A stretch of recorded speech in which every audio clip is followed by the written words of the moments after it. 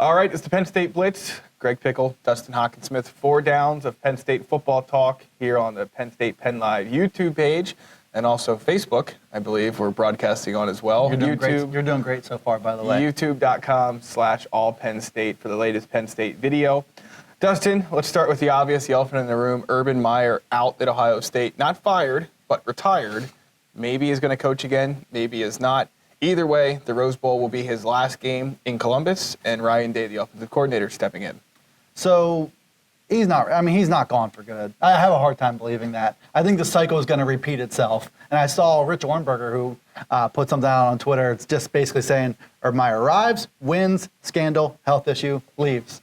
And that's Florida, it's a checklist Ohio State. that works. I just wonder where that's going to happen next. For Penn State, I have a hard time also believing that it's going to be some profound impact on Penn State's program. I think anytime you have the beast of the Big Ten East, the beast of the Big Ten, have some sort of new vulnerability. You don't go from a proven product in Urban Meyer to another proven product, although Ryan Day, really good job early when Urban Meyer was serving his suspension, so they have a reason to believe in him. But I don't think it's going to change Penn State's fortune in some big dramatic way overnight. It just opens just a little crack for everybody in the Big Ten. Yeah, I think we look more towards the long-term future at this point, and what I mean by that is 2021, 2022, if Ryan Day loses some assistant coaches, and we'll talk about one of them here in a minute, if maybe the development train stops, or maybe if Urban Meyer is as good as his 82-9 record at Ohio State as his career coaching long record suggests, and that can't be emulated by Ryan Day, maybe they do take a step back. But by the time Penn State really benefits a lot from this, I think there'll be so many other factors at play that it's not like you're going to say, oh yeah, they're winning now because Urban Meyer left. There's going to be other things to point to. Real quick on this before we move on to Penn State Blitz. Larry Johnson's a guy that a lot of Penn State fans are going to want to know about. Longtime Penn State defensive line coach. Obviously has spent the last few years in Columbus. It's unclear at this point what his future is. Yeah, and I think it would be kind of foolish for Ryan Day to make the decision for Larry Johnson to go. Was he on the verge of potentially retiring anyway? And maybe this is just something that kind of puts him in that direction. And every year that comes up, especially getting close to signing day. It's amazing how the Larry Johnson retirement rumors start as the fight really comes into it for defensive linemen. He's such a good coach for what he does and the position group that he develops, and also the way that he's able to recruit really hot territories. I don't think this would be a Ryan Day choice. It's just a matter of if Larry Johnson feels like it's time. No question. All right, Dustin, let's move on to second down here on the Penn State Blitz. Talking about coaching changes, Penn State has not made any coaching changes at this point in time. A lot of folks were wondering two things. Would Ricky Rahne maybe be let go after one season as the offensive coordinator? I think we both agree that was never going to be the case. But it also was curiosity that maybe some guys would move on to other jobs. Maybe some guys would look for new positions elsewhere. At this point, no movement. In your mind, is that more because of the early signing day and everyone waiting to make changes until after that once they get their recruits signed? Or is Penn State going to return all of its coaches this year? I feel like it's more likely to be the latter than the former.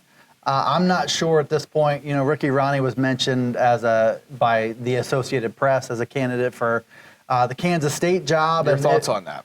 I didn't take it as it was an informed listing. Well, what gave it away? Was it the creative mind part? Yeah, so he was called one of the most creative offensive minds in college football, and I think a lot of people, I envision Penn State fans reading that going, what? Because he's been a kind of a target for them, but it makes sense because he spent time there. He had the trust of Bill Snyder. He is in a high-profile assistant job now, but he is still so early in that learning process. Right. I think there's going to be a day and age, there's going to be a time where things fire on all cylinders for Penn State and Ricky Rahne does move on. I don't think it's this year. You saw early in the season David Corley was linked to the William & Mary job that was going to be opening up at season's end. You could see something move as far as that goes.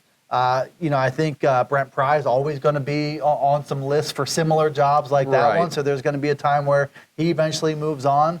But I don't think there's anything very obvious right now. No, I don't either. The only thing I can think of is two things. One, an NFL job. There's going to be some NFL jobs open, and maybe some of the guys on the staff could get a call if it's a longtime friend. I don't necessarily see anybody in that category, but at this point, the kind of jobs Pry has been linked to in the past, Dustin, they're pretty much snapped up at this point, barring any surprises. Right. There doesn't seem to be a lot of jobs. One job I would look for, how about James Franklin to USC? Oh, wait, that's not a thing no anymore? longer a thing. Okay, yeah. never mind. Yeah, then he's not going anywhere. Yeah, that's not going to be the case, but I'm glad we got to rehash that just for a little bit. I went out of my way to bring it up. You did, and as well you should have. All right, Penn State Blitz, moving on to third down. As we mentioned before, it is recruiting season. James Franklin and his staff on the road during the December evaluation period. 17 class of 2019 commits to date. Let's start with the biggest one of all, biggest non-commit of all, rather. Nolan Smith, #1 player in the country, 5-star Georgia commit, defensive end. Official visit to campus last weekend. Connected really well with Micah Parsons, the freshman linebacker. Leaves saying, with a true players coach, referring to James Franklin, called it the best weekend of his life. Dustin, there's always this sort of the feeling that when a guy leaves campus, it almost always he never comes out and says that visit was terrible. It was the worst weekend of my life. If he feels that way, he's not talking to anybody about it. Right. So there's always some temperance when it comes to these joyous, best visit ever things. When the chips are on the table, does Penn State have a chance to steal Nolan Smith from Georgia? I think there's a small sliver of hope, let's put it that way. The bigger takeaway I had for Nolan Smith coming and saying all these positive things is that Penn State, through the ups and the downs, the roller coaster season that they've had so far, they're still capable of putting together a game-changing recruiting weekend. This is not an ordinary prospect. This is the #1 kid in the country. Micah Parsons made a lot of sense to try to spend a lot of time with Nolan Smith. A, because they had a relationship dating back to the camp circuit and that kind of thing. B, because Micah Parsons relates to what Nolan Smith is going through, being so highly coveted. It's not an ordinary recruiting process. So to get him on campus was a big-time pull. That was a great get for James Franklin. But, as the emotions settle down from the weekend, as that best weekend of my life settles into, okay, I got some real criteria here to decide between schools. He's visiting Alabama and Tennessee. He's doing all his due diligence, and that's what this was for him. Great weekend. I don't have high expectations that Nolan Smith is a realistic target, just because in 3-4 days that luster's going to wear off a little bit, and he's going to be back to that same set of criteria, including the school he's committed to, Georgia. Absolutely. All right, real quick on the recruiting front, probably 5, 6, 7 spots left at most for Penn State at this point in time. 2 top targets for me, at least, on the offensive side of the ball. Noah Cain, the 4-star running back from Florida, decides on signing day Georgia and Texas are ones that really seem to be in play there. Defensive side of the ball, I toss out Smith because he's a long shot. I toss out Zach Harrison, the 5-star defensive end from Ohio, because he's a long shot. So I land on Adisa Isaac, the 4-star Brooklyn, New York defensive end. In your mind, each of those guys, what are Penn State chances to get either and or both by signing day? Well, I like their chances more with Isaac because of the local pool being from New York. Noah Cain, they're pushing hard for that second running back. And they are certainly in the conversation for him. I just have a feeling that Cain's not going to be the guy. All right, let's move on. One final down here on the Penn State Blitz, youtube.com/allpennstate. That's where you can find more Penn State videos just like this one. You're still doing a great job, by the way. Penn State Football Penn Live Facebook page, you are as well.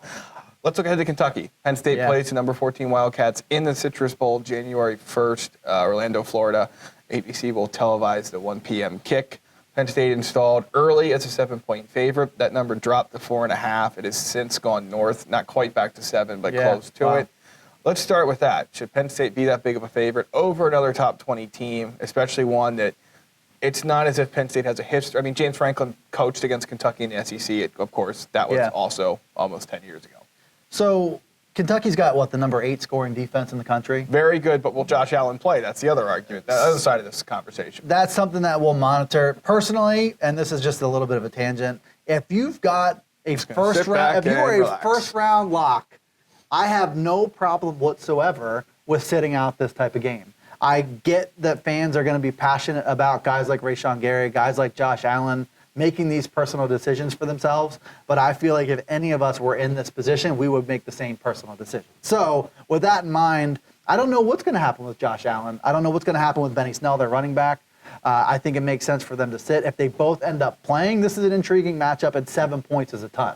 7 points is a ton against a defense like this, but at the same time, Kentucky plays a similar formula of football as some of the other teams on Penn State's schedule that they've managed to handle. And what I'm talking about is a pretty strong defense.